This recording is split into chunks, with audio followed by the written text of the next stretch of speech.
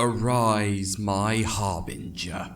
Vora awoke in a cold sweat as the familiar voice crashed into her mind, the first time since the corruption began. It had been weeks since the sealing of Yaggorath, yet the whispers reached her despite her humanity pushing them away. With the Devourer locked away, she had lost everything, again. All these visions would do is remind her of how far she fell, hiding away from it all. The pyre, the realm, the pain, it was all she could do.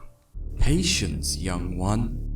As Azan seemed prepared to destroy the realm, the reformed magistrate fought the resistance, still lusting for power, still pretending they care for the innocent. Despite her appetite, Vora sat alone in her caves. She made a choice long ago to embrace chaos, to be a part of the end of all suffering. However, she felt there was no place for her in these battles. She wished to see it all cease to exist. The first crack shows itself.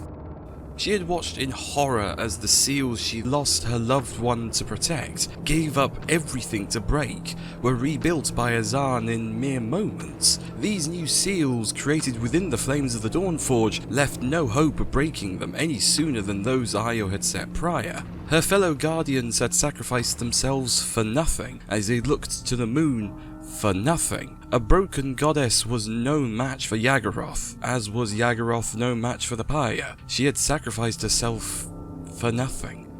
I am no deity. I am so much greater.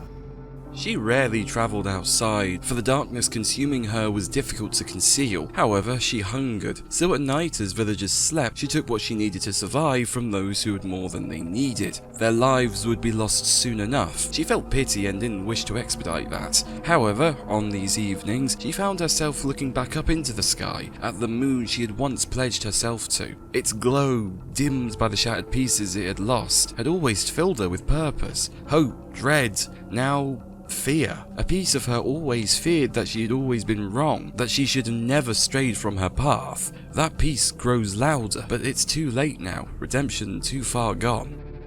Your nature is to survive.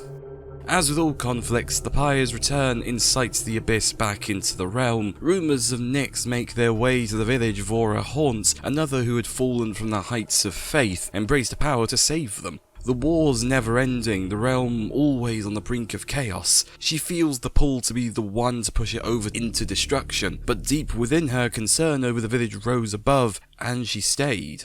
Everyone who isn't us is an enemy. One night, as she returned to her dwelling, her hunger grew. She knew this feeling well, the feeling she had when she accepted the offer that defined her, the power she holds and the purpose she lost. The seals had worn, the light of the pyre slightly faded. She placed her hand against their runes, starving for hope. For the first time beyond her dreams, she could hear her clear as day. We are the more.